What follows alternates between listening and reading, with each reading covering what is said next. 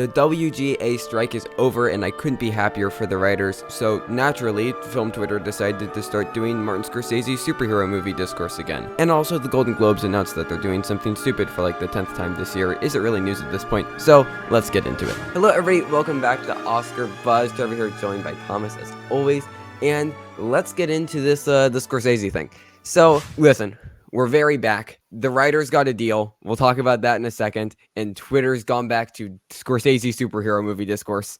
And this isn't really anything that we brought up on this channel yet, but it was kind of a slow news week, and it's relevant. Scorsese was talking for like press stuff about Killers of the Flower Moon and all those types of things, and they brought up the superhero conversation again, and people, of course, had very normal and reasonable and rational reactions to everything that Martin Scorsese said. So he said we fight back against comic book movie culture by supporting directors like Christopher Nolan. We've got to save cinema. And people are like, oh, Christopher Nolan made a superhero movie. Oh,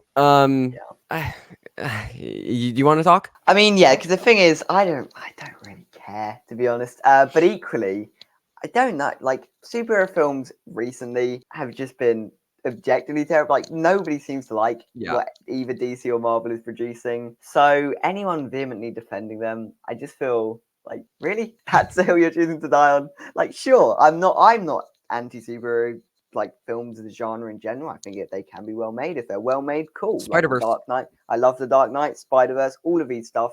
Like, yeah, I'm not anti-superhero films. They used to be one of my favorite genres. Since grown up a little bit, but that's not to say that's not to be condescending.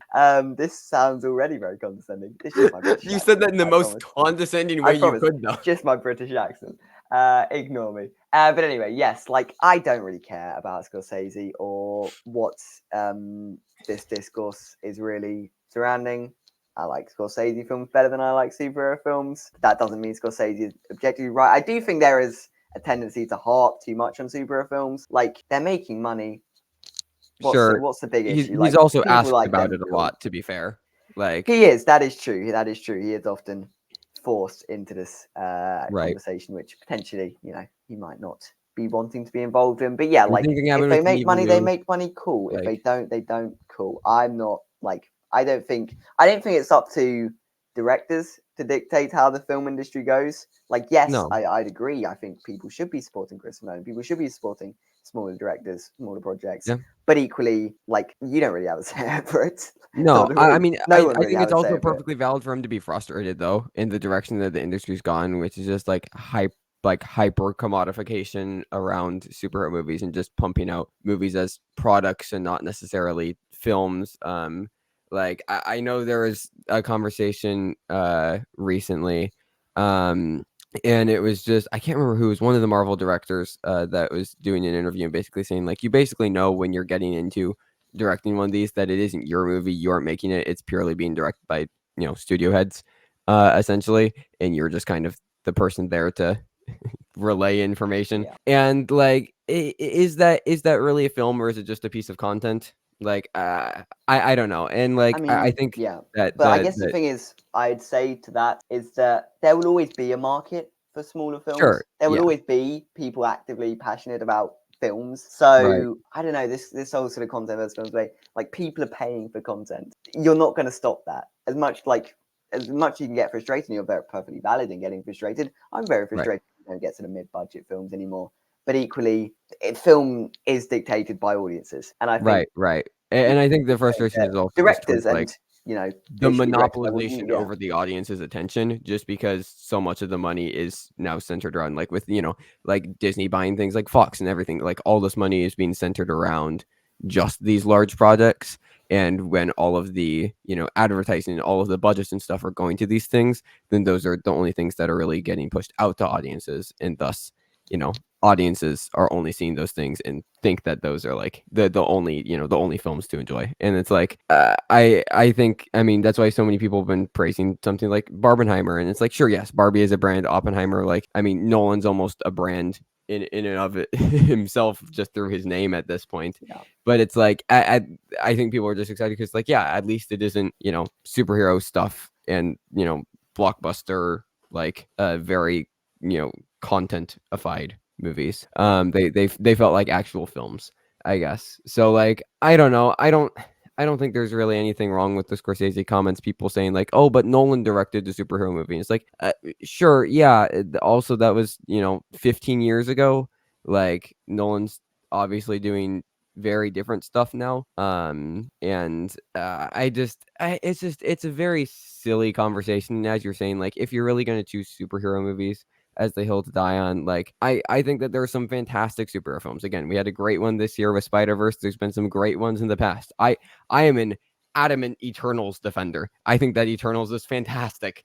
And like, that's one that a lot of people don't like. So like, I don't have a problem with superhero movies. I think that superhero movies are just kind of the face of the overall contentification, I guess, of films, which you kind of see across the board. Superhero movies are just the most obvious example, since they're the most, I guess, at the forefront of public consciousness, and they're the ones that are making the most money.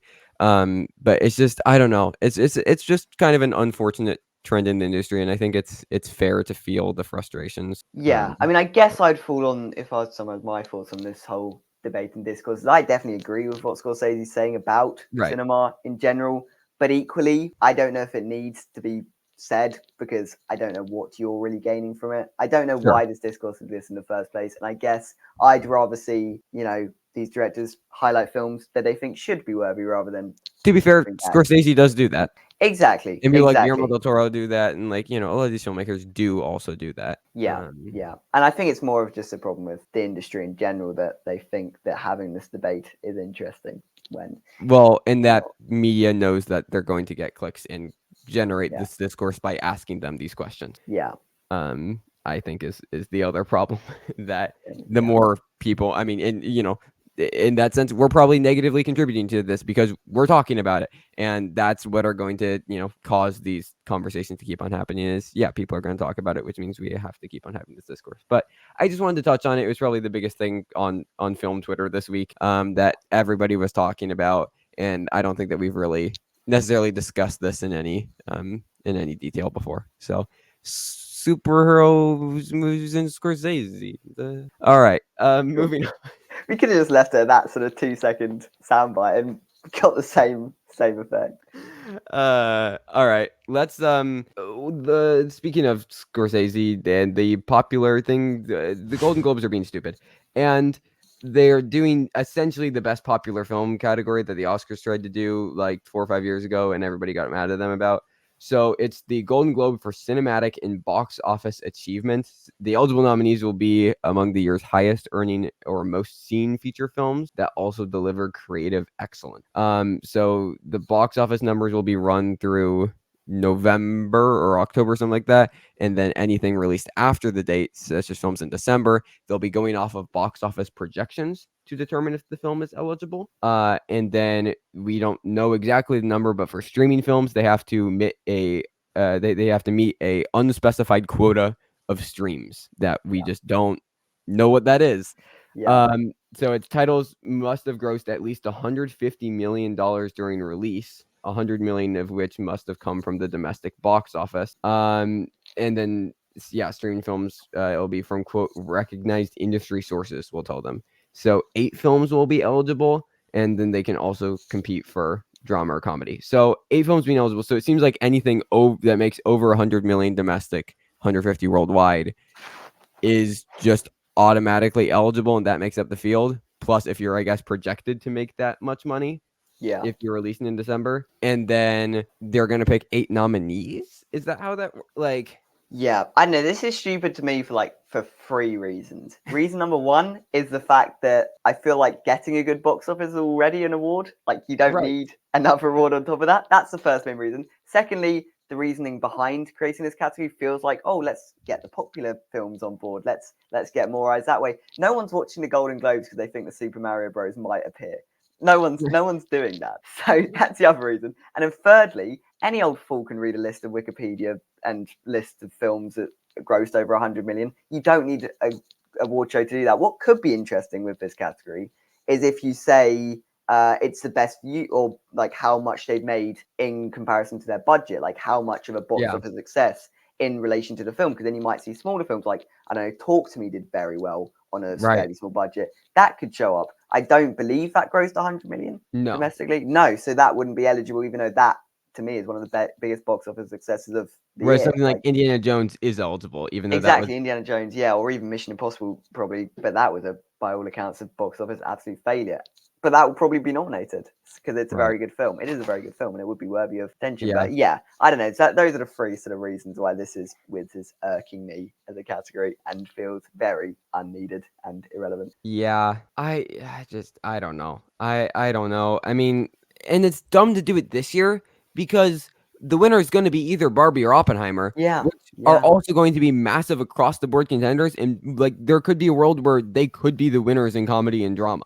Yes, yeah. I guess if you really want to reframe it positively, we might see what the Golden Globes overall winner would be, because I agree. I think Barbie will probably win, and I think Oppenheimer will probably win. So yeah, it'd be a sort of head-to-head battle in that category.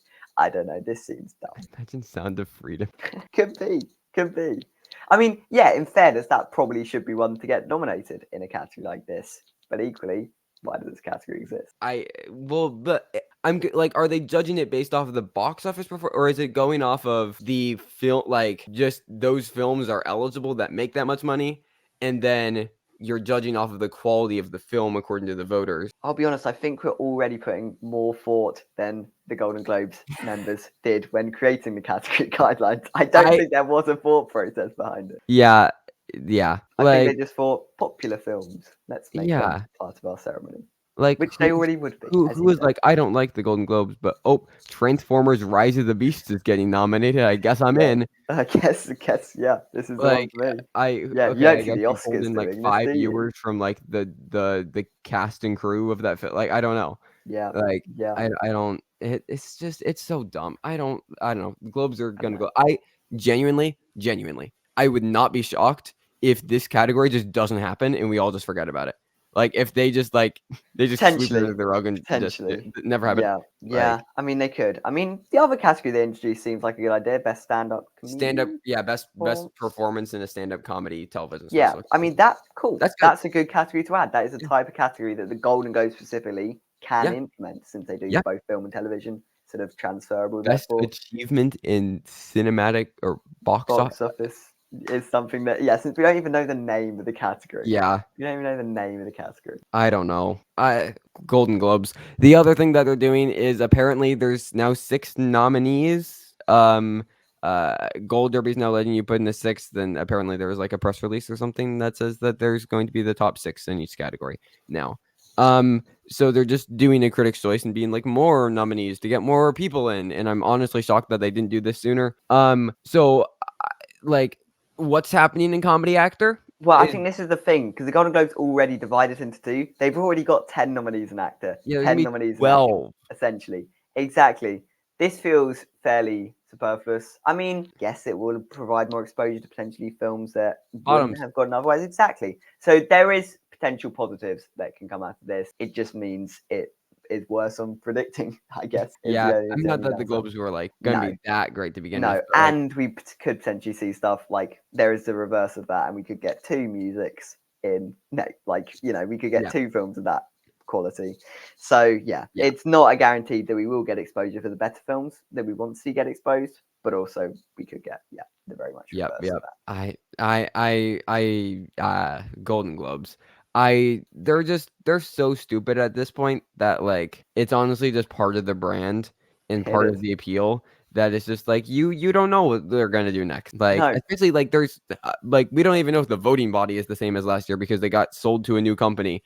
And are they going to be like, we have no clue what's going on with the Globes, and honestly that's part of the appeal. Like, they're so unpredictable that we don't even necessarily know if they'll be streaming. Is how unpredictable they are. Yeah, and we don't know all of the category rules. We don't know all of the categories. We don't know who's voting on them. They're just this mythical, ethereal existence. And those are the Golden Globes. All right. Let's talk about something positive to end the show. Which is the Writers Guild strike is over. They got an agreement. I'm not going to go through all of the details. You can find that on your own. There are people who are able to explain it better than I probably would be able to, but they got everything they wanted and more, like protections against AI stuff. They got the ability to get paid royalties off of streaming numbers, which is massive. They got like minimum numbers as far as writers' rooms, like increase in pay and like, you know, insurance, healthcare, all those types of things. And like there was another thing as far as like if it's like massive bonuses for writers, like if something is streamed by a certain percentage of subscriber base for a streaming platform, then they get like 20,000 or 40,000 or something like that, like a massive bonus depending on what the project is. Like lots of incredible things. Again, I just rambled through a lot of things. I'm 99% sure that all the things I said were true, and there's obviously lots of other things. But great stuff all around. Exactly, they've got everything they wanted, and I think this is also a good sign for the SAG strikes as well, because let's face it, producers don't need writers without actors. Everyone needs to be working in unison for the film industry to run. Therefore, they also care more about actors than writers. Let's be honest. Exactly. But I feel this will be sort of an encouragement to go to the table for SAG and, you know, get the deal that they want as well. A lot of what they're asking for is quite similar as far as like streaming royalties and things like that, and better working conditions. So hopefully they're able to get all the same stuff.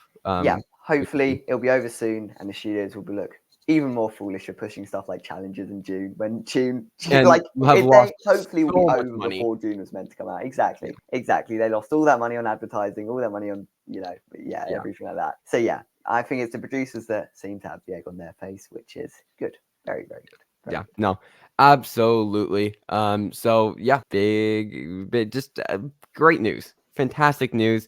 Apparently writers' rooms are good. Like the Abbott Elementary writers' room is getting back already. So we should be seeing season 3 of that soon. Like just fantastic news all around. Hopefully SAG next. And as you said, just you know, this can all be over and the producers will look stupid. But that is it for today. That is it for this week as far as news. We'll be back next week with more stuff, and then we're off to festivals. Thomas is off to London Film Festival. I'm off to Chicago Film Festival. We'll probably have our schedules somewhere online, and you know, feel free to say hi if you're going to one of them. And we'll have lots of coverage for all of those things, lots of reviews, lots of fun stuff. So make sure you stick around for that. Plus we're going to be having lots of upcoming videos over the next couple of weeks, and you can see the next couple that are going to be on screen right now. But until next time, you can support the strikes in the links in the description. WGA Strike is over, but the SAG is still going, so make sure you go do that. And you can also follow us on social media if that is something that you are interested in. But until next time, thank you for watching. Stay safe and goodbye.